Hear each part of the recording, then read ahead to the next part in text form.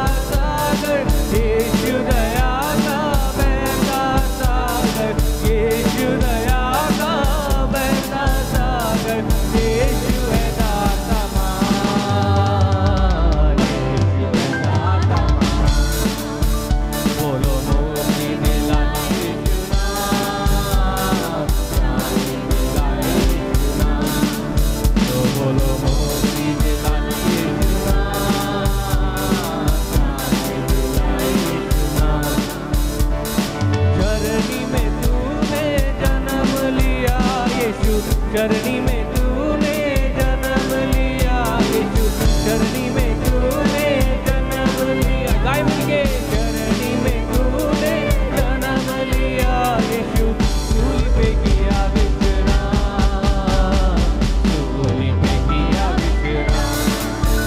बोलो मुक्ति दिलाए यीशु नाम, शांति दिलाए यीशु नाम। तो बोलो मुक्ति दिलाए यीशु नाम, शांति दिलाए यीशु नाम। तुझ पर अपना खून बहाया, तुझ पर अपना खून बहाया, तुझ पर अपना खून बहाया, तुझ पर अपना खून बहाया। सारा चुकाया नाम, सारा चुकाया नाम। बोलो मुक्ति दिलाए यीशु नाम, शांति दिलाए। ओ शांति देने वाले की जय हो। मुक्ति दिलाए यीशु नाम, शांति दिलाए यीशु नाम। तो बोलो मुक्ति दिलाए यीशु नाम, शांति दिलाए। ओ जय हो जय हो।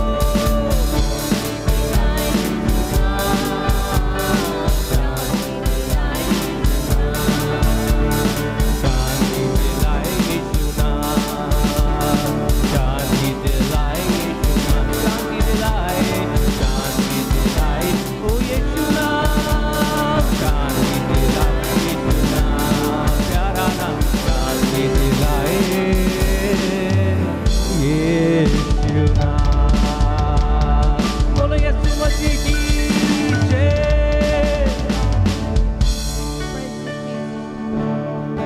ओ शांति देने वाला तू है, मुक्ति देने वाला।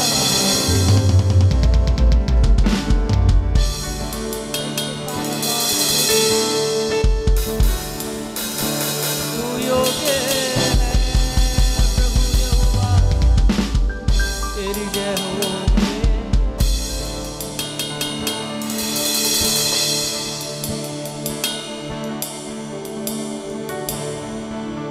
तेरी आराधना हो, तू योग्य है।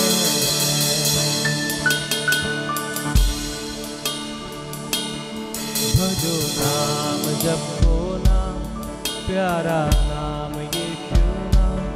भजो नाम जपो नाम, प्यारा नाम यीशु नाम। चाहे सुबह हो या शाम, चाहे सुबह हो या शाम, यीशु नाम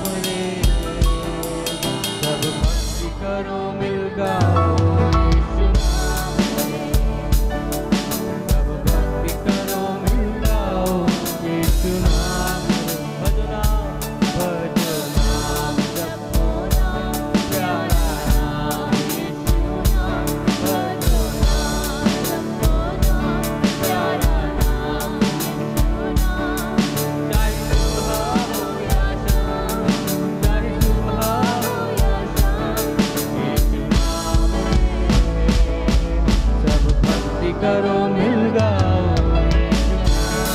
भक्ति करो, भक्ति करो मिल गाओ। आज बजाते हुए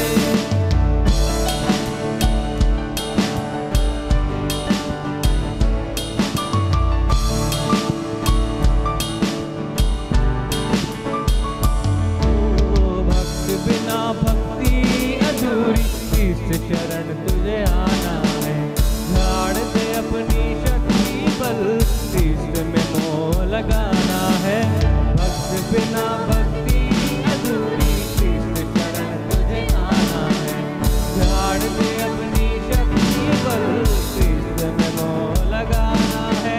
जीवन अर्पण कर दो प्रभु में, प्रभु की आशीष पाना है। जय जयकार करो मिल सारे, मनाना है।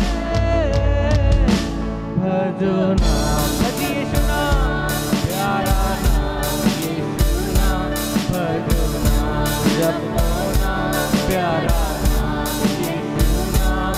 वो चाहे सुबह हो या शाम, चाहे सुबह हो या शाम, यीशु नाम है। सब भक्ति करो मिल गाओ, यीशु नाम रे। करो मिल गाओ, यीशु यीशु नाम रे।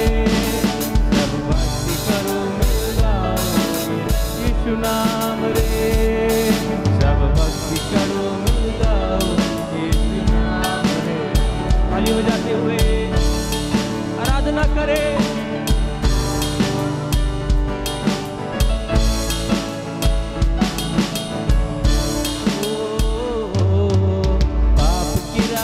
छोड़ना है, स्वर्ग की मंजिल पाना है। इस दुनिया में चैन नहीं, स्वर्गीय पिता को जाना है। पाप की राह को छोड़ना है, स्वर्ग की मंजिल पाना है। इस दुनिया में चैन नहीं, स्वर्गीय पिता को जाना है। शांति मुक्ति का मार्ग वही है, उसमें मोह लगाना है। सच्चा साथी प्रभु हमारा, उसे अपनाना है। भजो नाम जपो नाम, प्यारा नाम यीशु नाम, भजो नाम जपो नाम, प्यारा नाम यीशु नाम। चाहे सुबह हो या शाम, चाहे सुबह हो या शाम, यीशु नाम रे। सब भक्ति करो मिल गाओ, करो मिल गाओ, यीशु नाम रे। सब भक्ति करो मिल गाओ, यीशु नाम, ओ प्यारा नाम।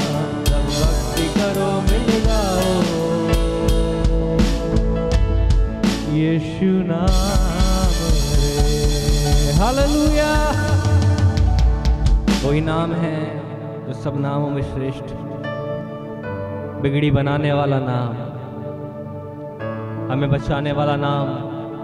उस नाम की आराधना हम करते हैं। आइए सब में प्रभु के दास के द्वारा उसके वचन को हम सुनेंगे, जो सामर्थ्य वचन प्रभु ने आज हमारे लिए रखा है। और जो वचन आता है प्रियो, उसे अपने जीवन में रिसीव करें, विश्वास के साथ अपने जीवन में काम करने दें। वो वचन हमारे जीवन में बंधनों को तोड़ेगा और चमत्कार को लेके आएगा। आइए प्रभु के दास के द्वारा वचन को सुनें।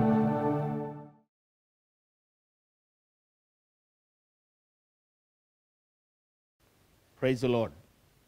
देखिए, मैं पहले भी कह चुका हूं कि चंगाई और छुटकारा मैं नहीं देता हूं, चंगाई और छुटकारा यीशु मसीह देता है। वो बढ़े और हम घटें, बस यही हमारे जीवन की इच्छा अभिलाषा है। तो इसलिए जब हम अस्पताल में जाते हैं तो पैसे का इंतज़ाम करते हैं, क्योंकि अस्पताल में चंगाई के लिए पैसा लगता है। लेकिन आज सुबह जिस जगह पर आप हमारे साथ जुड़े हुए हैं, चंगाई बिल्कुल मुफ्त है,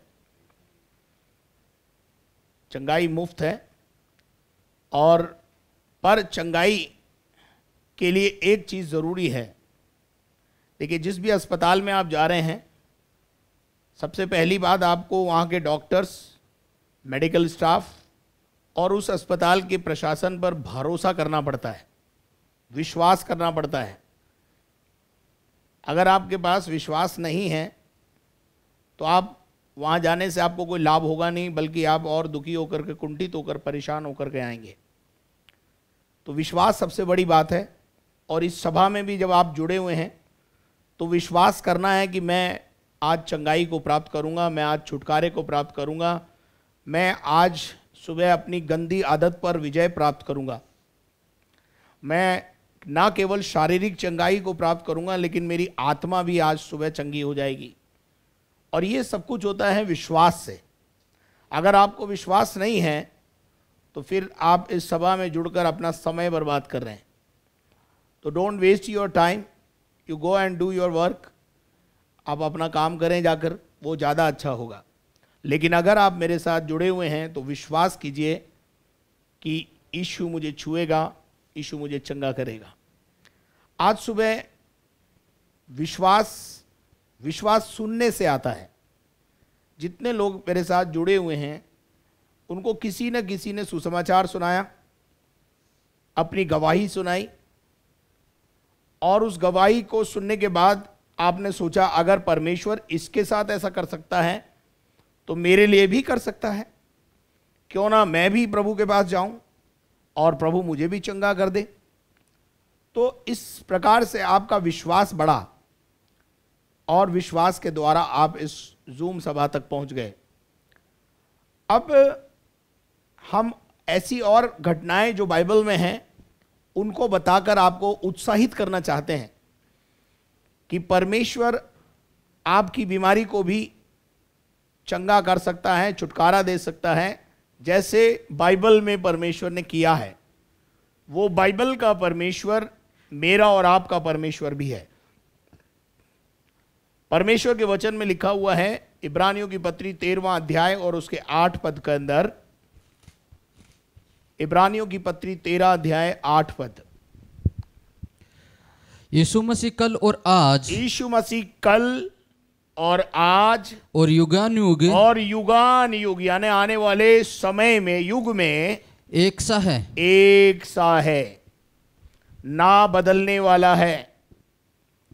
जो काम उसने बिगिनिंग में किए, जो काम उसने मध्यकाल में किए, आज कर रहा है यानी, और वो आने वाले दिनों में भी करने की ताकत रखता है। एक बहुत अच्छा गीत की 1-2 लाइन है, मैं आपके लिए गाना चाहता हूं। अब्राहम का मैं परमेश्वर हूं, अद्भुत कार्य क्यों ना करूंगा। अब्राहम का मैं परमेश्वर हूं, अद्भुत कार्य क्यों ना करूंगा।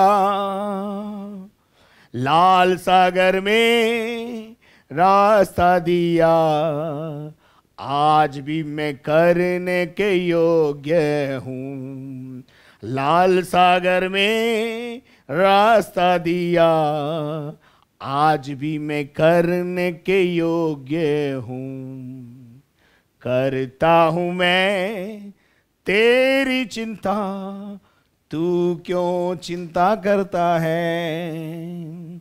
करता हूँ मैं तेरी चिंता, तू क्यों चिंता करता है।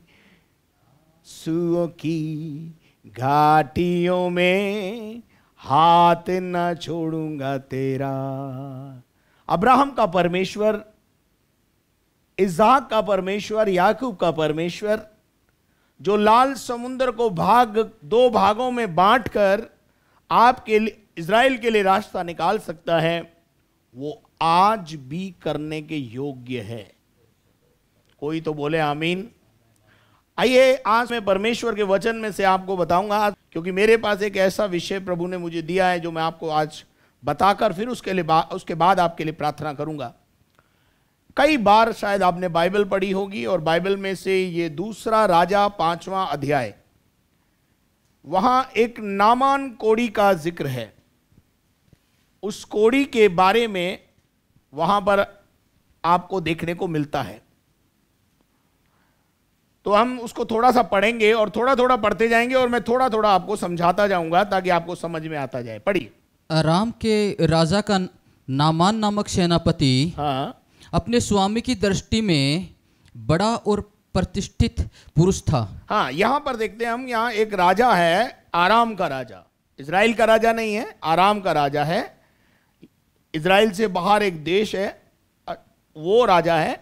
और उसके यहाँ पर एक सेनापति है, यानी एक फौज में एक बहुत बड़ा अधिकारी है।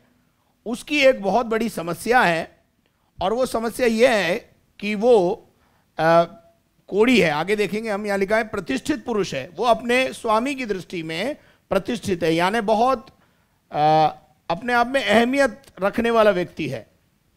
और उसके बाद लिखा है क्योंकि परमेश्वर यहोवा ने उसके द्वारा अरामियों को विजय किया था। आगे, वह शूरवीर था। वह शूरवीर था, ध्यान से सुनिएगा, वह शूरवीर था परंतु कोढ़ी था। परंतु कोढ़ी था। ये जब परंतु आ जाता है ना, किंतु परंतु जब आ जाता है तो हमारी जिंदगी की स्थिति को बदल देता है। सब कुछ है इसके पास, शोहरत है, धन है, दौलत है, इज्जत है, सब कुछ है, बीवी है, बच्चे है, सब कुछ है, किसी बात की घटी नहीं है। आज भी बहुत सारे लोग मेरे साथ जो जुड़े हुए हैं, उनमें से हो सकता है आपके पास बहुत बैंक बैलेंस हो, पैसा हो, लेकिन आपका पैसा आपको चंगाई नहीं दे पा रहा, आपको छुटकारा नहीं दे पा रहा। और यहां लिखा है कि वो बहुत शूरवीर था, ताकतवर था, बुद्धिमान था और उसके द्वारा बड़ी बड़ी जंग राजा जीत रहा था, परंतु वो कोढ़ी था। कोढ़ नाम की एक बीमारी है। उस जमाने में ये कोढ़ जो है बहुत ही खतरनाक बीमारी के रूप में देखा जाता था। जब किसी भी व्यक्ति को इजराइल के अंदर कोढ़ हो जाता था तो उस कोढ़ी को फाटक के बाहर, गांव के फाटक के बाहर निकाल दिया जाता था, क्योंकि ये उस समय एक संक्रमण बीमारी के रूप में देखते थे। जैसे आज हम देख रहे हैं कि जो कोरोना वायरस है वो एक संक्रमित बीमारी है, और जैसे ही हम बाहर निकलते हैं तो लोग हमें मना करते हैं अंदर रहो क्योंकि बाहर संक्रमण है और वो आपको लग जाएगा। इसी प्रकार से जब ये कोढ़ी हो जाते थे तो इन्हें, कोढ़ियों को गांव से बाहर कर दिया जाता था, शहरपना से बाहर निकाल दिया जाता था। ये समाज में रहने के लायक नहीं थे। मेरे अजीजों, कोढ़ से भरा हुआ जीवन था इसका। अब कोढ़ की एक अलग परिभाषा है, जब कभी प्रभु मुझे मौका देगा मैं आपको बताऊंगा। कोढ़ जो है वो अलग प्रकार की एक परिभाषा है और उसको हम बाद में देखेंगे। लेकिन कोढ़ पाप को दर्शाता है, जिंदगी में ध्यान रखना। कोढ़ पाप को दर्शाता है और पाप की मजदूरी बीमारी और मृत्यु होती है। कोढ़ इस व्यक्ति को हो गया है और अब देखते हैं हम क्या होता है, आगे क्या होता है देखेंगे। अरामी लोग दल बांधकर इजराइल के देश में जाकर वहां से एक छोटी लड़की बंदी बनाकर ले आए थे। आराम के जो राजा था उन दिनों में लड़ाइयों पे लड़ाई लड़ता था और अपने आजू बाजू के छोटे बड़े देशों को अपने कंट्रोल में कर लेता था, उन पर विजय को हासिल करता था। और इसी प्रकार से उसने एक दिन इजराइल के ऊपर भी हमला किया और वहां जाकर कुछ लोगों को बंदी बना के ले आया, उठा के ले आते थे और अपने यहां ला करके बना लेते थे, उनको गुलाम बना देते थे, उनसे काम करवाते थे। और वहां बाइबल बताती है एक छोटी लड़की को वो वहां से उठा लाए, और उस छोटी लड़की को जब उठा लाए तो बाई चांस ऐसा हुआ कि वो छोटी लड़की को इस नामान सेनापति के घर में काम करने के लिए रख दिया। पढ़िए आगे क्या लिखा है। उसने अपनी स्वामिनी से कहा, यदि मेरा स्वामी। जब उसने अपने स्वामी को देखा जो कोढ़ से भरा हुआ था, जहां वो आराम देश में चली गई, गुलामी में चली गई लड़की, लेकिन जब उसने अपने स्वामी को देखा तो उसने अपने जो मालकिन थी उससे कहा, क्या कहा ब्रदर पढ़िए। यदि मेरा स्वामी, यदि आपके पति मेरे स्वामी शोमरोन के भविष्यद्वक्ता के पास होता। शोमरेन में एक भविष्यद्वक्ता, इजराइल में एक जगह है जिसको सामरिया बोलते हैं, शोमरोन बोलते हैं, उस जगह पर होता तो क्या ही अच्छा होता। वहां पर एक नबी है, एक भविष्यद्वक्ता है, एक प्रार्थना करने वाला व्यक्ति है, जो लोगों के लिए प्रार्थना करता है और लोग चंगे हो जाते हैं, लोग अपनी बीमारियों से चंगाई को प्राप्त करते हैं। ऐसी एक छोटी गवाही एक छोटी लड़की ने दे दी। और छोटी लड़की ने जब गवाही अपनी उसकी स्वामिनी को दी, तो स्वामिनी ने नामान को बताया, नामान ने राजा को बताया, और राजा ने कहा मैं चाहता हूं कि तू किसी भी रीति से चंगा हो जाए, क्योंकि तेरी बीमारी जो है वो बड़ी है। और उसके बाद वहां देखते हैं कि उसने, राजा ने चिट्ठी लिखी इजराइल के राजा को, और वो जा करके इजराइल के राजा के पास किस प्रकार से जाता है कि वो चंगाई और छुटकारा प्राप्त करे। पढ़ेंगे आगे। तो क्या ही अच्छा होता क्योंकि वह उसको कोढ़ से चंगा कर देता। आगे।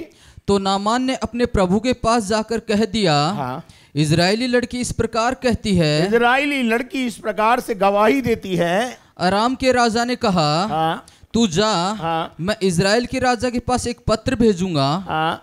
तब वह 10 किकार चांदी और 6000 टुकड़े सोना और 10 जोड़े कपड़े साथ लेकर रवाना हो गया। देखिए, चंगाई को प्राप्त करने के लिए जब आप अस्पताल जाते हैं तो पैसा या बैंक बैलेंस या चेकबुक लेकर के जाते हैं।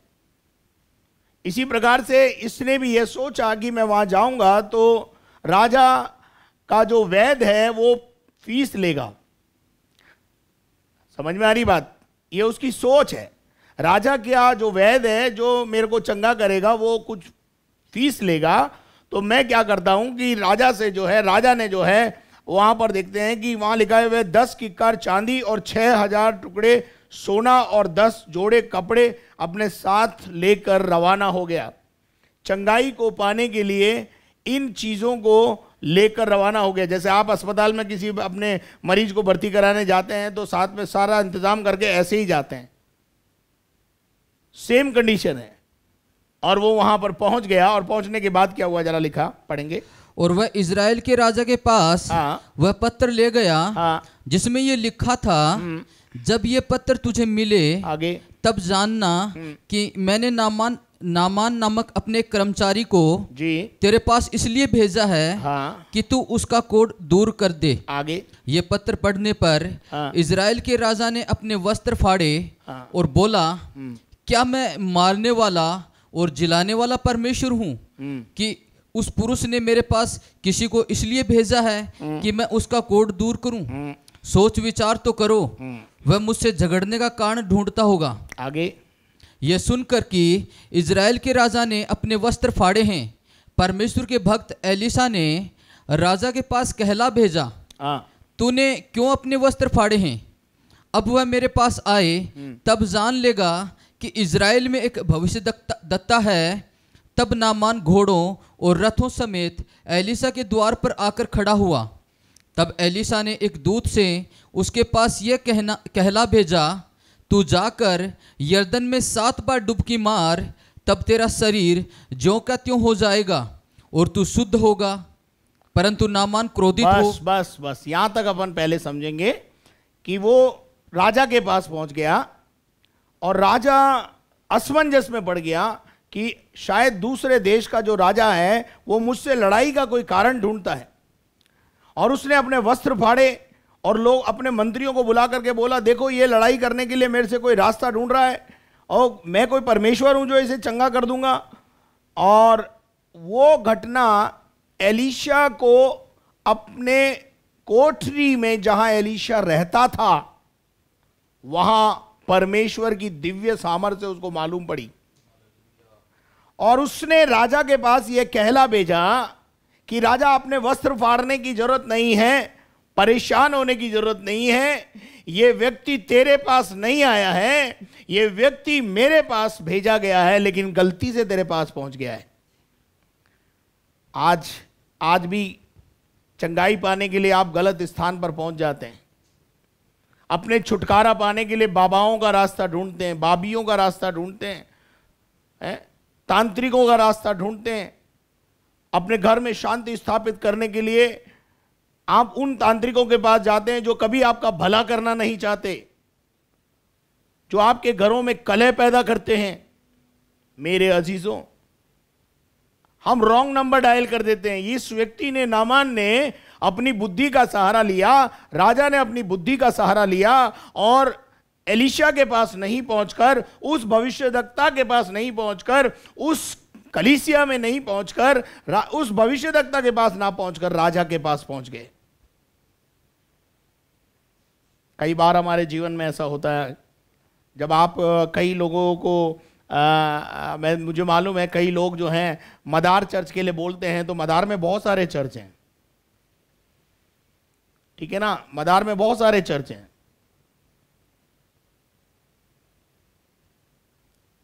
अब वो मदार चर्च बोल करके क्या होता है कि वो किसी और कलीसिया में पहुंच जाते हैं और वहीं अटक जाते हैं। उसके बाद कई समय के बाद फिर वो यहां लौट करके आते हैं, अरे भाई साहब हम साल भर से ये चर्च ढूंढ रहे थे, हम मदार वाले में चर्च में चले गए थे। गलत स्थानों पर हम चले जाते हैं अपनी चंगाई और छुटकारे के लिए। प्रभु ने मुझ दास को आपकी चंगाई और छुटकारे के लिए, आपके मन में शांति स्थापित करने के लिए, आपके रोते हुए चेहरे को मुस्कान भर देने के लिए मुझे रखा है।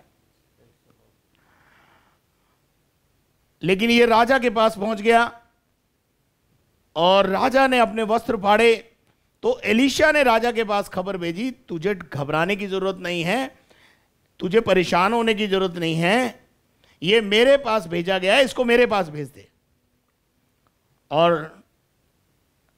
मैं समझता हूं यह भी इसलिए हुआ कि राजा भी जाने कि उसके देश में, उसके शहर में कोई भविष्यद्वक्ता रहता है। कभी कभी मिसअंडरस्टैंडिंग भी बड़े बड़े काम कर देती है। राजा को यह मालूम पड़ गया कि एलीशा नाम का एक व्यक्ति है जो मेरे शहर में है और उसकी ख्याति मुझसे भी ज्यादा है। हालेलुया। और वो इस प्रकार से एलीशा के पास पहुंच गया। अब मैं शॉर्टकट में जाता हूं, एलीशा के पास पहुंच गया। जब वो एलीशा के पास पहुंच गया, अभी वो एलीशा के पास पहुंचा भी नहीं था और एलीशा ने अपने सेवक से कहा कि जाकर उससे कह दो कि यरदन नदी में 7 बार डुबकी लगा ले। ऐसे ही लिखा ना पढ़ो ब्रदर। तब एलीशा ने एक दूत से उसके पास यह कहला भेजा। अब सुनिए, अब चंगाई का काम शुरू हुआ। तू जाकर यरदन में 7 बार डुबकी मार। तू जाकर यरदन नदी में 7 बार डुबकी लगा, तब तेरा शरीर ज्यों का त्यों हो जाएगा। तेरा शरीर चंगा हो जाएगा, ज्यों का त्यों हो जाएगा, और तेरा शरीर बच्चे के समान हो जाएगा, तेरे जीवन से कोढ़ दूर हो जाएगा। तेरी बीमारी का इलाज यह है कि तू जाकर यरदन नदी में 7 बार डुबकी लगा। चूंकि ये बहुत पढ़ा लिखा प्रतिष्ठित पुरुष था, इसको यह बात अच्छी नहीं लगी। कई बार जब आप कलीसिया में आते हैं, कुछ चीजें आपको अच्छी नहीं लगती और आप उसके बाद कलीसिया में आना बंद कर देते हैं। देखिए, आपको थोड़ा सा समझना होगा कि यहां पर परमेश्वर का दास ने उसकी चंगाई के लिए एक संदेश दिया, एक आज्ञा दी। और जिंदगी में एक बात ध्यान रखना, आज्ञा पालन में आपकी आशीष, आपका छुटकारा और आपकी चंगाई छुपी हुई है। इसे कहा यरदन नदी में जाकर 7 बार डुबकी लगा ले। लेकिन आगे देखते हैं हम क्या हुआ ब्रदर। परंतु नामान क्रोधित हो। नामान को क्या आया? गुस्सा आया। नामान को गुस्सा आया। आपकी मेंटेलिटी क्या है मालूम है? क्योंकि आप जिस भी बाबा के पास गए, आपने वहां एक बहुत बड़ा लकड़ा जलते हुए देखा, धूनी तापते हुए बाबा को देखा। फिर वो बाबा आता है एक थाली के अंदर लोबान लेकर के और वो आपके ऊपर who who who who who करता है। फिर आपको लगता है उस लोबान से आपको चंगाई मिल जाएगी। बाबा आता है, आपके ऊपर हाथ रखता है। बाबा आता है, आपको कुछ करने को बोलता है। वही आदत आपकी पड़ गई है। आज के भारत के मसीहों का भी यही हाल है। भारत के जो अन्य जाति भाई बहन हैं इसी सोच के साथ आते हैं कि जैसे हम बाबा के गए थे, एक बाबा दाढ़ी बड़ी हुई होगी और वो लंबा सा चोगा पहने हुए होगा और इस प्रकार से होगा और लंबे लंबे बाल होंगे और सफ़ेद दाढ़ी होगी और वो आएगा, हम पर हाथ रखेगा और उसके बाद हमें प्रसाद देगा और हु करेगा, पानी भर के बोतल डालेगा, बोतल में पानी डालेगा, तेल मिलाकर हमको पिला देगा। जो कुछ आपने देखा है ना वही आप यहां देखना चाहते हो, कलीसिया में भी देखना चाहते हो। ये नामान भी कई बार कई जगह पर गया है, इसका भी यही हाल है। जहां भी ये गया है और इसने बोला मैं राजा का सेनापति हूं, बाबा खड़े होकर के इसका क्या कर रहे हैं, इसका जो है स्वागत कर रहे हैं। लेकिन एलीशा ने ऐसा कुछ नहीं किया।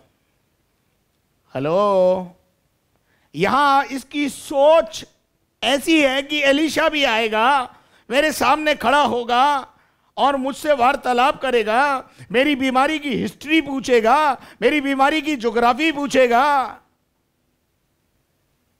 ओ मेरी बहन, ओ मेरे भाई, हमें तुझसे कोई रिश्ता करना है क्या जो तुझसे हिस्ट्री ज्योग्राफी पूछे बीमारी से?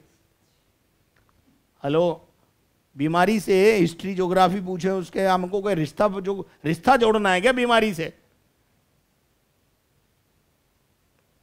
तो एलीशा ने कहा इलाज यह है कि जाकर यर्दन नदी में 7 बार डुबकी लगा ले, और वो भी किसी एक सेवक को भेज दिया, बोला जाकर उसको बोल दे यहां आने की जरूरत नहीं है, जाकर 7 बार डुबकी लगा ले।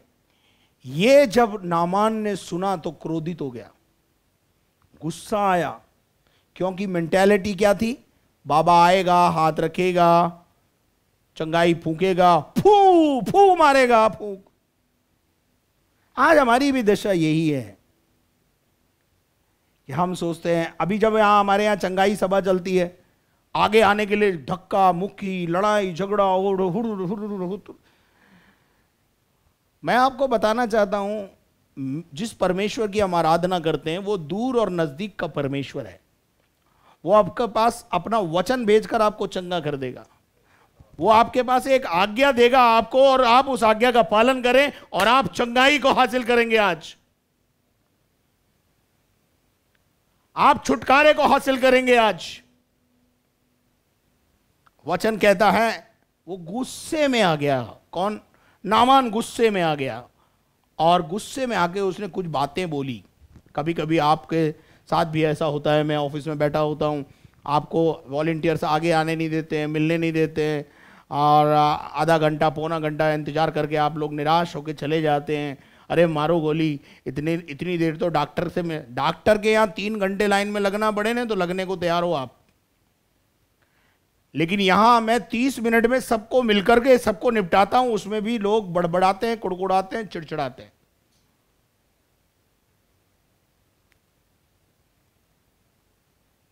यहां हम देखते हैं कि परमेश्वर का वचन कह रहा है कि वो क्रोधित हुआ। 11 पद को मैं आपके सामने पढ़ूंगा, 11 पद को, और मैं यहां पर आपको बताना चाहता हूं क्या क्या क्या लिखा है। पढ़ी 11 पद। परंतु नामान क्रोधित हुआ। पहली गलती नामान की है कि वो गुस्से में आ गया, और ये कहता हुआ चला गया, मैंने तो सोचा था कि अवश्य वह मेरे पास बाहर आएगा। बस मैंने सोचा था।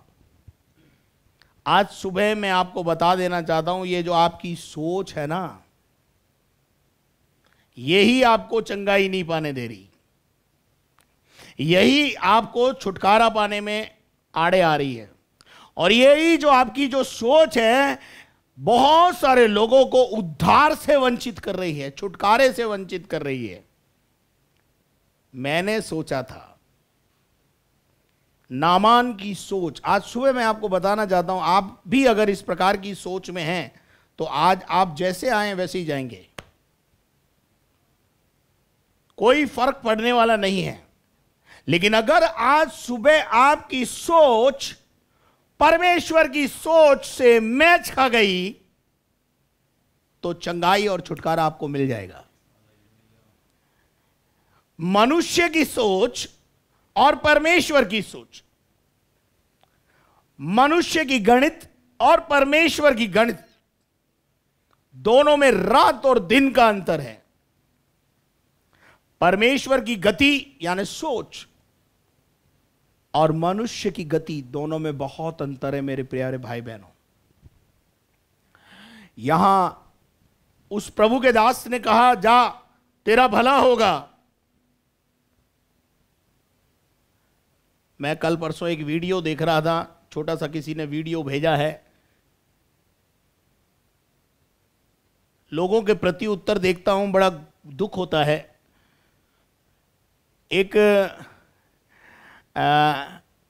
वीडियो मैंने देखी, उसमें लिखा था, मतलब उसमें किसी ने कहा, बाबा ने कहा, बेटी कुछ दान वान करो स्वर्ग मिलेगा। क्या बोला? बेटी कुछ दानवान करो स्वर्ग मिलेगा। तो लड़की ने जवाब दिया, बाबा मैंने दिल्ली आपको दी दान में। तो बाबा ने कहा, दिल्ली तेरी है क्या? तो लड़की का जवाब है, स्वर्ग तेरे बाप का है जो वहां प्लॉट काट रहा है। इस प्रकार की मेंटालिटी, अगर आपका कोई बड़ा अगुवा आपको आशीर्वाद दे रहा है, उसे स्वीकार करने के बजाय, तथास्तु बोलने के बजाय, आप नहीं दे सकते हैं दान, कोई बात नहीं, मत दीजिए, कोई दिक्कत नहीं है, लेकिन उसकी बेइज्जती करने का अधिकार आपको नहीं है। हेलो, बहुत दुख हुआ मुझे उस वीडियो को देख करके, और लोग उस वीडियो को देखकर हंस रहे हैं कि कैसे उस लड़की ने बाबा की धज्जे उड़ाई। आज ऐसे ही बुजुर्गों का अपमान करने में पीछे नहीं हटते जवान लोग। चलिए खैर, मेरा यह विषय नहीं है, मेरा विषय है नामान की सोच। आज हम देखते हैं कि नामान ने क्या कहा। पहली बात, नामान ने सोचा था कि वह अवश्य मेरे पास बाहर आएगा। पहली सोच, पादरी के पास जाएंगे, पादरी खड़ा होगा, पादरी हमको आदर देगा, सम्मान देगा, सम्मान के भूखे हैं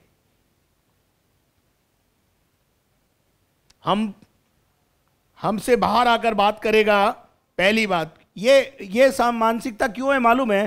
क्योंकि इसको अपने पद पर बहुत घमंड है। साधारण व्यक्ति ऐसा नहीं करता है, साधारण व्यक्ति ऐसा नहीं करता है, लेकिन ये प्रॉब्लम क्या है? ये पद में बहुत ऊंचाई के पद पर है। देखिए, जब आप ईश्वर के भवन में आते हैं, परमेश्वर के भवन में आते हैं, आप कितने भी ऊंचे पद पर हो, जब आप परमेश्वर के भवन में घुस गए तो आपकी डेजिग्नेशन जो है वो एक भक्त है बस।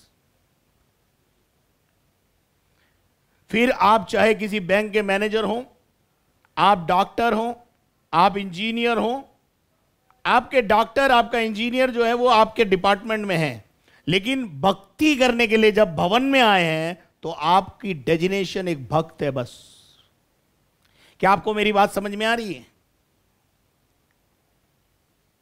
हाँ, आपकी डेजिग्नेशन एक आराधक के रूप में है बस।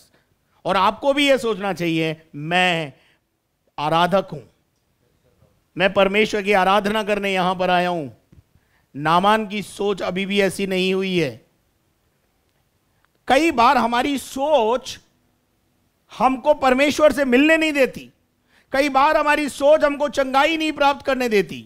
ये देखिए, इसकी सोच में क्या है। पहली बात, ये सोच रहा है कि वो बाहर आएगा, और दूसरा लिखा है, और खड़ा होकर यहोवा से मेरे लिए प्रार्थना करेगा, हे प्रभु तू इसको चंगा कर। तीसरी सोच यहां लिखा है, वो खड़े होकर प्रार्थना करके कोढ़ के ऊपर अपना हाथ रखेगा। क्या रखेगा? हाथ रखेगा। मैं कई बार आपसे कह चुका हूं, मैं आपके ऊपर हाथ रखूं या नहीं रखूं, मेरा हाथ कमजोर है, परंतु जिस परमेश्वर की मैं आराधना करता हूं, जिस परमेश्वर की हम मिलकर आराधना करते हैं उसका हाथ बलवंत है। बाइबल का परमेश्वर कहता है मेरा हाथ ऐसा छोटा नहीं हो गया है कि तेरे तक पहुंच ना पाए।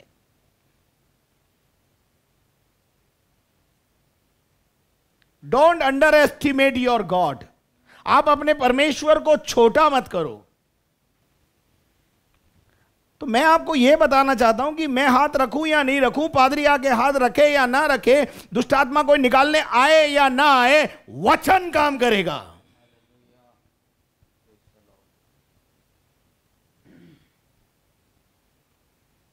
मेरे अजीजों, मैंने यहां से प्रार्थना की ग्वालियर में एक बहन के लिए, और ग्वालियर में परमेश्वर ने उस बहन को छुआ और चंगा कर दिया, छुटकारा मिला। 8.5 साल से पलंग पे पड़ी हुई थी, प्रभु ने काम किया। उसकी वीडियोस मेरे पास हैं, और वो भी लॉकडाउन के बीच में। डेली ब्रेड कार्यक्रम के माध्यम से परमेश्वर ने अद्भुत अद्भुत आश्चर्यक्रमों को किया है। मेरे अजीजों, हम देखते हैं यहां पे लिखा हुआ है, पहले उसने सोचा वो मेरे पास बाहर आएगा, फिर उसने सोचा वो खड़ा होकर के प्रार्थना करेगा, और फिर उसने सोचा मेरे ऊपर हाथ रखेगा, और उसके बाद मैं चंगा हो जाऊंगा। लेकिन उसने क्या करा, चौथी बात जब उसे एक आज्ञा दी गई थी कि यरदन नदी में डुबकी लगा, उसके विषय में क्या सोच है देखेंगे हम। क्या दमिश्क की अबाना, क्या दमिश्क में अबाना और परपर नदियां और जलाशय नहीं है जो मैं यरदन में डुबकी लगाऊं। कई बार हमारे जीवन में हमारी अपनी चीजों पर हमें घमंड होता है। इसको अपने देश की नदियों पर घमंड है, इसको अपने देश की नदियों पर घमंड है, अपनी परंपराओं पे घमंड होता है हमको। कई बार हम ऊंचे समाज से होते हैं तो हमें लगता है हम बहुत ऊंचे समाज के व्यक्ति हैं, हम ब्राह्मण हैं, हम राजपूत समाज से हैं, हम कैसे इस काम को कर लें, ये छोटा काम हमें बताया हम कैसे कर लें, हम अपनी परंपराओं को कैसे छोड़ दें, हम अपने रीति रिवाजों को कैसे छोड़ दें, हम अपने देवी देवताओं को कैसे छोड़ दें, हम कैसे नहीं, हम नहीं कर सकते। ये आपकी सोच, और इसी सोच की वजह से आप आज भी अंधकार में पड़े हुए हैं। We are not ready to accept new things. कुछ नया करने को अगर आपसे कह दिया जाए तो आप करने को तैयार नहीं हैं। कुछ बंद करने के लिए आपको कहा जाए तो आप करने को तैयार नहीं। हमें चंगाई चाहिए, छुटकारा चाहिए। आपको अपनी अबाना पर नदियों पर घमंड है, इस व्यक्ति को अपनी अबाना पर नदियों पर घमंड है, अपने जलाशयों पे घमंड है, अपनी परंपराओं, रीति रिवाज, कस्टम पे घमंड है, अपने पद पर घमंड है, और अपने ऊंचे पद के ऊपर इतना गुमान है इसको, और साथ में शायद ये ऊंचे कुल का है इसलिए भी घमंड है। बाइबल का परमेश्वर कहता है, परमेश्वर ने जगत के मूर्खों को चुन लिया ताकि ज्ञानवानों के ज्ञान को लज्जित करे। मेरे अजीजों, हम परमेश्वर के वचन में देखते हैं वो अपने ऊपर घमंड कर रहा है। इसकी सोच ऐसी है कि नहीं, मैं मेरे देश में बहुत सारी नदियां हैं, मैं उनमें डुबकी लगाऊंगा। 5 आगे पढ़ेंगे, जलाशयों से उत्तम नहीं है, क्या मैं उनमें स्नान करके शुद्ध नहीं हो सकता हूं। ये सोच मैं आज सुबह हमको एम्फसाइज करना चाहता हूं। आपकी अगर सोच बदलने को आप तैयार नहीं हो तो आज आप वैसे ही वापस जाने वाले हो जैसे इस समय 11 बजे जुड़े थे। लेकिन अगर आज आप इस सोच को, पुरानी सोच को अपने जीवन से निकालने के लिए तैयार हो तो आप चंगे होके जाओगे। ये आ तो गया है परमेश्वर के दास के पास, परमेश्वर के दास से वचन भी सुना दिया, आज्ञा भी दे दी, परंतु उस आज्ञा को मानने के लिए तैयार नहीं है। क्यों? अपने पद पर घमंड, अपनी नेगेटिव सोच, नकारात्मक बातें अपने जीवन में भरी हुई हैं। हम बहुत ऊंचे कुल के हैं, हम कैसे इसमें स्नान कर लें, हम तो नहीं करेंगे। यहां 11 और 12 पद को जब आप पढ़ते हैं तो आपको नामान की सोच, नामान के विचार आपको मालूम पड़ते हैं। लिखा है, आगे बढ़े, इसलिए वह क्रोध से भरा हुआ, मेरी बाइबल में लिखा है वह जलजलाहट से भरा हुआ लौटकर चला गया। हेलो, मुझे नहीं चाहिए चंगाई, मैं ऐसे ही मर जाऊं कोई बात नहीं, मुझे नहीं चाहिए, मैं आज्ञा पालन नहीं करूंगा। मुझे तो ये चाहिए था, होना तो ये चाहिए था कि एलीशा बाहर आता और खुद आकर के जो है मुझे छूता, मेरे लिए हाथ रख के प्रार्थना करता। क्योंकि दूसरी जगहों पर जब हम गए ना तो हमको वहां वैसे ही ट्रीट किया, लेकिन यहां जब आप आए हैं तो मैं आपको बताना चाहता हूं उससे बड़ी सामर्थ के पास आए। आपको पता है बाबा के पास जब जाते हैं वो मोर का पंख लेकर के हुर्र हुर्र करता है, फूंक मारता है, बहुत कुछ करता है। बस हम जब प्रभु के पास आते हैं, यीशु के पास आते हैं, तो भी हम ऐसे ही आते हैं। क्योंकि बहुत सी जगह तेल लेके जाते हैं, बोतल लेके जाते हैं पानी की। कुछ लोग मेरे पास भी पानी की बोतल और तेल ले आते हैं। मैं बोलता भाई ये तेल और पानी से कुछ होने वाला नहीं है, आज्ञा पालन से होने वाला है।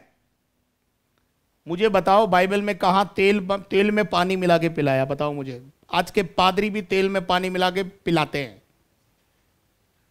कोई है तो बता देना मुझे। बचो ऐसे लोगों से जो तेल में पानी मिला के पिलाते हैं, और तेल में पानी मिलाकर पिलाने से लूज मोशन हो जाते हैं और फिर लूज मोशन रोकने के लिए मुझे बुलाते हैं। ये मैं अपनी प्रैक्टिकल बातें बता रहा हूं, मैं दूसरी बातें करता ही नहीं हूं। जो मेरे साथ घटी है, मेरी कलीसिया में घटी है, वो बातें मैं बताता हूं। कहां लिखा है बाइबल में कि तेल में पानी मिला करके पिलाओ चंगा हो जाएगा? मेरी बाइबल में लिखा है वचन भेजकर मैं चंगा कर दूंगा। तुम बीमारों पर हाथ रखोगे तो बीमार चंगे हो जाएंगे। लोग तुम्हारा वस्त्र छुएंगे तो लोग चंगे हो जाएंगे। लोग तुम्हारे शरीर से रुमाल छुआ के ले जाकर अपने बीमारों में डालेंगे, बीमार चंगे हो जाएंगे। तेल और पानी का जिक्र कहीं नहीं है भाई बाइबल में। हां, तेल लगाकर प्रार्थना करो ये जरूर लिखा है, तेल पिला के प्रार्थना करो कहीं नहीं लिखा है। और अगर कहीं लिखा हुआ मिल जाए तो मुझे बताओ ताकि मैं भी पिलाऊं। बचो इन बाबाओं से, बचो इन अनर्थ के बातों करने वालों से। आज सुबह मैं आपसे कहना चाहता हूं, नामान की सोच के कारण ये इसको छोड़कर चले गए। ये वैसे ही जा रहा है विदाउट हीलिंग। ही लेफ्ट, उसने शोमरेन को छोड़ दिया और वापस चला गया। क्यों? अपनी अबाना पर नदियों पर, अपने रीति रिवाज कस्टम सिस्टम पर, अपने ऊंचे कुल और अपने ऊंचे पद पर इसको घमंड है। आप कितने भी बड़े हैं, ध्यान रखिएगा, परमेश्वर के दास से छोटे हैं। आप कितने भी बड़े हैं, कितने भी ऊंचे पद पर हैं, परंतु आप परमेश्वर के दास से नीचे हैं।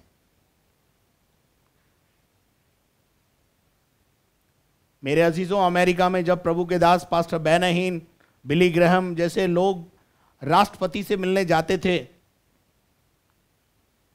तो राष्ट्रपति खड़े होकर उसका अभिनंदन करते थे। Give honour the man of God. वो आदर के योग्य हैं, आराधना के योग्य नहीं बोल रहा हूं मैं, आदर के योग्य हैं, उनको आदर किया जाना चाहिए। और यहां हम देखते हैं वो बिना चंगाई पाए जाने लगा। जब बिना चंगाई के वो जाने लगा तो क्या हुआ ब्रदर? तब उसके सेवक पास आकर कहने लगे, तब उसके कुछ सेवक उसके पास आए और उन्हें एडवाइस दी, उसे सलाह देने लगे। क्या सलाह दी भाई? हे हमारे पिता, हे हमारे नामान जी, यदि भविष्यद्वक्ता तुझे कुछ भारी काम करने की आज्ञा देता, भविष्यद्वक्ता तुझे कुछ बलिदान करने के लिए बोलता, भविष्यद्वक्ता तुझे कुछ बकरा चढ़ाने को बोलता, मुर्गा चढ़ाने को बोलता, तू करता कि नहीं करता? तो तू पहाड़ पे चढ़ के 10 बार उतर जा और चढ़ के आ जा, तो करते कि नहीं करते? बोला हाँ करता। तो इतना छोटा सा काम बताया, क्यों नहीं कर रहा भाई? हेलो, आज सुबह मैं आपको बताना चाहता हूं, आपके उद्धार के लिए, आपकी चंगाई के लिए, आपके छुटकारे के लिए एक छोटा सा काम। नो मुर्गा, नो बकरा, नो सोना, नो चांदी, ये सब तुम्हारे पास रखो। प्रभु के पास अपने छोटे से दिल को लेकर आ जाओ। टूटा हुआ मन परमेश्वर को ग्रहण योग्य है। आपका मन टूटा हुआ होना चाहिए। मन फिराव के योग्य बना लो अपने आप को, तौबा करो। अब देखिए, पुराने नियम में तो 7 डुबकी है और वो लगाने को तैयार नहीं है। जैसे आज भी 1 डुबकी है, वो लगाने को आप तैयार नहीं है। मन फिराने के बाद डुबकी है, मन फिराने के बाद स्नान है। कल परसों मेरे पास एक भाई बहन आए थे, मुझे कहने लगे हमें बपतिस्मा दे दो। हमने कहा जब तक कोई इंसान अपने जीवन में परिवर्तन ना लाए, पुराना स्वभाव ना छोड़े, हम बपतिस्मा नहीं देते। क्योंकि जो मरा नहीं उसे गाड़े कैसे? हमारा पुराना मनुष्य तो पुराना स्वभाव चला जाना चाहिए। और यहां हम देखते हैं कि जब वो जाने लगा तो उसके कर्मचारियों ने उसे सलाह दी, अरे भाई एक काम करना, लगा लेने डुबकी। 1 डुबकी 7 डुबकी के लिए तो बोला, यर्दन नदी भी ये रही, और डुबकी लगाने में क्या आपत्ति है तेरे को? कोई सोना नहीं मांगा, चांदी नहीं मांगी, तेरे पास जितने भी दौलत थी उससे कोई मतलब नहीं है, तू केवल आज्ञा का पालन कर। जब उसे किसी ने ये बात मोटिवेट किया, समझाया, मैं भी तो आज सुबह समझा ही रहा हूं आपको, लेकिन मेरा मोटिवेशन आप पर असर नहीं करता। इसके ऊपर इसके कर्मचारियों का मोटिवेशन काम आ गया, और इसके मोटिवेशन के बाद ये डुबकी के लिए तैयार हो गया। चले आगे बढ़ते हैं, क्या लिखता है?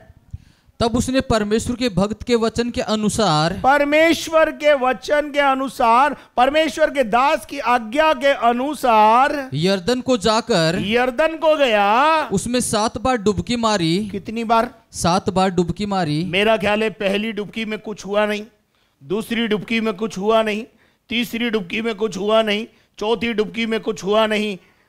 निराश होकर चला जाना चाहिए ना भैया। 4 डुबकी लगा ली, कम से कम 50% तो आराम मिलना चाहिए। अभी कभी कभी कुछ लोग मेरे पास आते हैं शनिवार की सभा में, मुझसे पूछते हैं कितने शनिवार आना पड़ेगा। प्रॉब्लम क्या है मालूम है? हम जब दूसरी जगह गए तो हमें बाबाओं ने बोला 7 चौकी आना पड़ेगा, 14 चौकी आना पड़ेगा।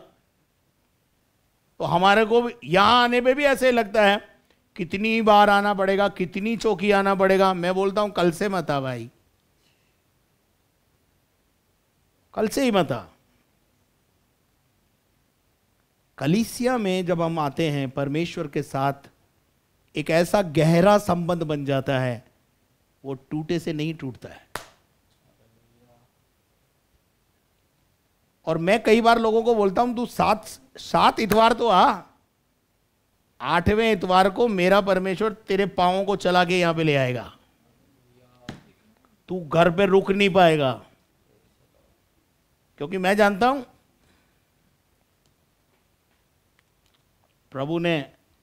प्रभु के अंदर ऐसी कशिश है।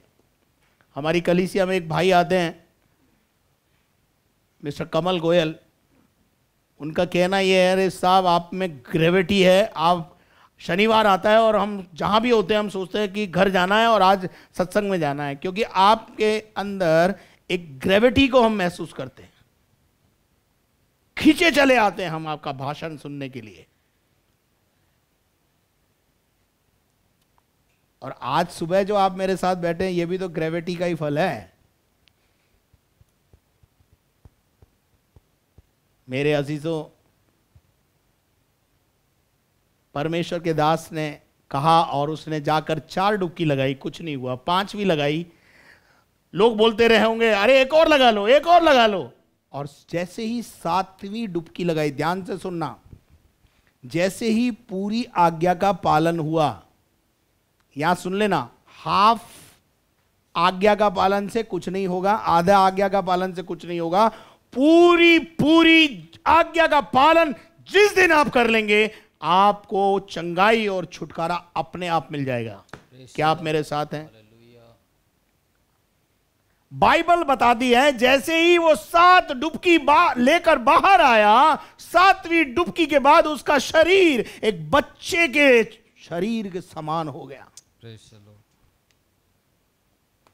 तो चंगाई काई में है? आज्ञा पालन में। परमेश्वर का वचन की आज्ञा का पालन करना, परमेश्वर के दास के द्वारा कही हुई बातों का ध्यान से सुनना और उसका आज्ञा का पालन करना, और वो बिल्कुल चंगा हो गया। हालेलुया! कोई तो बोले हालेलुया। क्या आज सुबह आप चंगा होना चाहते हैं? आपको पता है ना, अगर ये इसकी सोच के साथ वापस चला जाता, चंगा नहीं होता। लेकिन जब इसे मोटिवेट किया गया कि तू अपनी सोच को अलग कर दे, थोड़ी देर अबाना बर्बर नदी को अलग कर दे।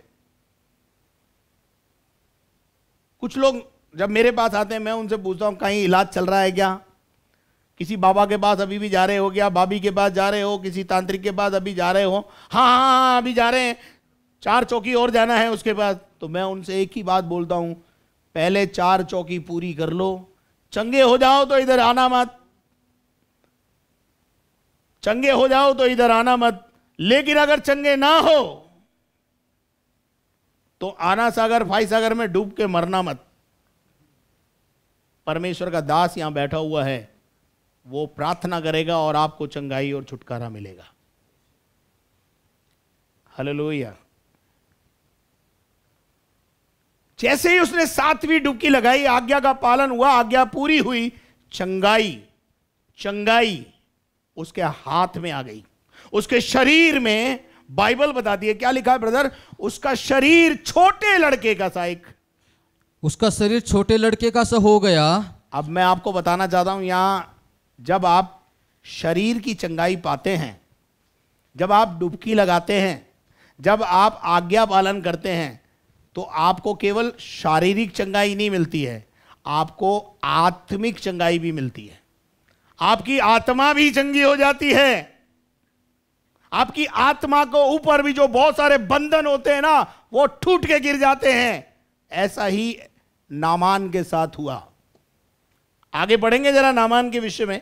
और वह शुद्ध हो गया, और वह शुद्ध हो गया, तब वह अपने सब दल बल समेत, तब, अब सुनना ध्यान से, अब वहां लिखा, तब वो अपने सब दल और बल के साथ परमेश्वर के भक्त के यहाँ लौट आया। कहां पे लौट आया? परमेश्वर के भक्त के यहाँ। कैसा हृदय है अब? डुबकी के बाद हृदय कैसा हो गया? कड़कपन चला गया। हेलो, आप मेरे साथ हैं? चंगाई को पाने के बाद पुराना सब कुछ निकल गया, घमंड निकल गया, सोच बदल गई, परमेश्वर के प्रति सोच बदल गई, परमेश्वर के दास के प्रति सोच बदल गई। अब वो क्या करना चाहता है मालूम है? वो उस परमेश्वर के दास को धन्यवाद देना चाहता है, जिसने उसके लिए प्रार्थना की, उससे मिलना चाहता है। पहले तो सोच ने उसकी कबाड़ा करके रखा हुआ था, लेकिन अब जब सोच बदल गई तो अब वो कहां जाना चाहता है? अपने दल बल समेत परमेश्वर के दास के पास जाना चाहता है।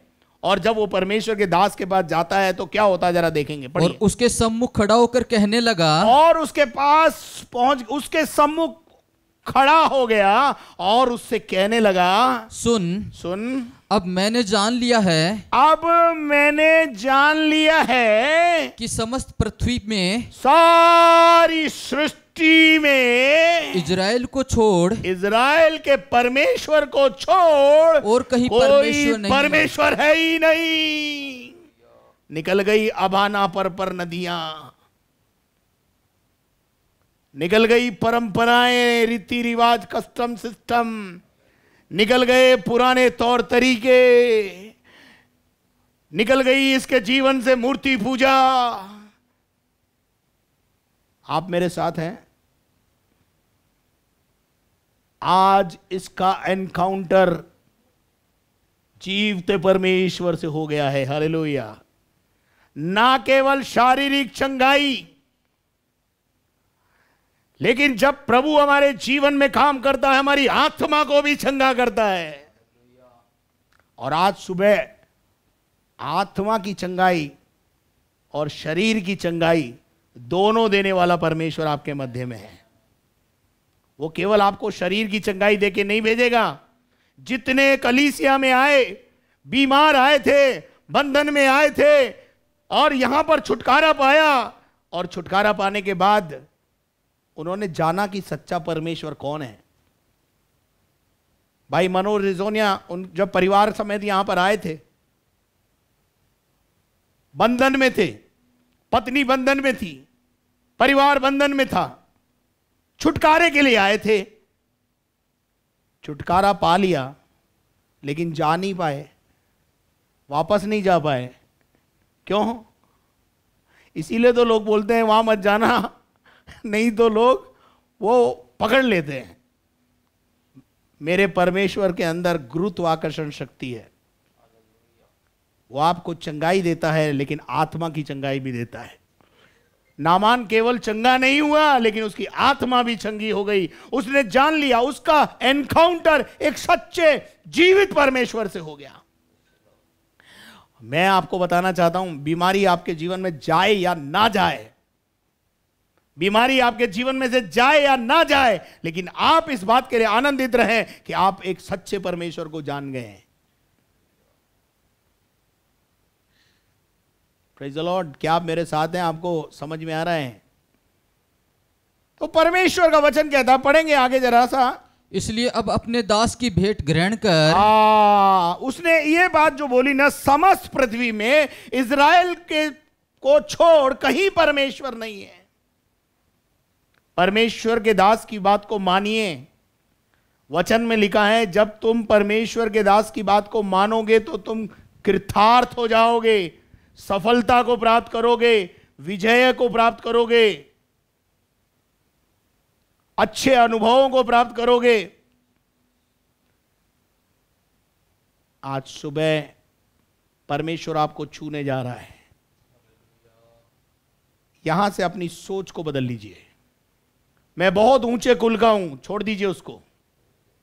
मैं बहुत पढ़ा लिखा हूं, छोड़ दीजिए उसको। प्रभु से बोलिए, प्रभु मैं तो मूर्ख व्यक्ति हूं, मुझे कुछ समझ में नहीं आता, प्रभु मुझे चंगा कर। और प्रभु आपको चंगा करने जा रहा है। O the power of the Holy Spirit. सब लोग अपनी आंखें बंद करें और मैं आपके लिए प्रार्थना करने जा रहा हूं। आपकी आत्मा और शरीर दोनों चंगा हो। आपकी आत्मा और आपका शरीर दोनों चंगा हो जाए। सामर्थ्य के काम प्रकट हो। O Jesus, O the power of the Holy Spirit. पवित्र आत्मा अपना वचन भेजकर लोगों को चंगा कर। वचन भेजकर लोगों को चंगा कर। वचन भेजकर लोगों को चंगा कर। लोगों की सोच बदल प्रभु। मेरा हाथ उन तक नहीं पहुंच पाएगा क्योंकि मेरा हाथ छोटा है, पर मैं एक ऐसे परमेश्वर को जानता हूं जिसका हाथ बहुत बड़ा है। जितने लोग इस समय डिवाइस पर हैं प्रभु, जितने लोग जुड़े हुए हैं प्रभु, आपकी दिव्य चंगाई, आपका छुटकारा, आपकी बड़ी सामर्थ इनको छूकर चंगा करे प्रभु यीशु। आज इनकी सोच बदल जाए प्रभु। तेरे कोड़े खाने से ये चंगे होते हैं प्रभु। प्रभु ये भी तो आप ही के लोग हैं प्रभु, ये आपके हैं प्रभु। आपकी सामर्थ्य इनके जीवन में जाए प्रभु, आपकी सामर्थ्य इनके जीवन में काम करे परमेश्वर। धन्यवाद करता हूं प्रभु, इस वचन के माध्यम से तूने लोगों से बोला है, बात किया है। प्यारे परमेश्वर, मैं एक एक के ऊपर हाथ नहीं रख सकता हूं प्रभु, पर आपका हाथ हर एक जगह, क्योंकि आप यूनिवर्सल परमेश्वर हैं, आप हर जगह विद्यमान परमेश्वर हैं। हर एक घर में आपकी सामर्थ उतर जाए, हर एक घर में आपकी सामर्थ उतर जाए। टूटे हुए परिवार जुड़ जाएं, सर्वाइकल का प्रॉब्लम दूर हो, थायराइड का प्रॉब्लम दूर हो, कैंसर यीशु के नाम में छू के चंगा कर प्रभु। एड्स यीशु के नाम में चंगा हो जाए। आपकी सामर्थ प्रभु, यीशु की सामर्थ, चंगाई की सामर्थ, छुटकारे की सामर्थ अभी इसी समय लोगों को छुए प्रभु, और इनके जीवन में अपनी सामर्थ का काम कर, प्रकट कर कि ये तेरे बच्चे और तू इनका परमेश्वर है। धन्यवाद करता हूं, तूने मेरी प्रार्थना सुनी है प्रभु, और सारी महिमा तुझे देता हूं। प्रार्थना को आपके पुत्र और हमारे जिंदा खुदावन यीशु मसीह के नाम से मांगते हैं, आमीन। और अब हमारे खुदावन यीशु मसीह का फजल, खुदा बाप की मोहब्बत, पाक रूह की रिफाकत और शराकत अब से लेकर हमेशा तक हम सबों के साथ हमेशा तक होती रहे, और हम सब बोलें आमीन।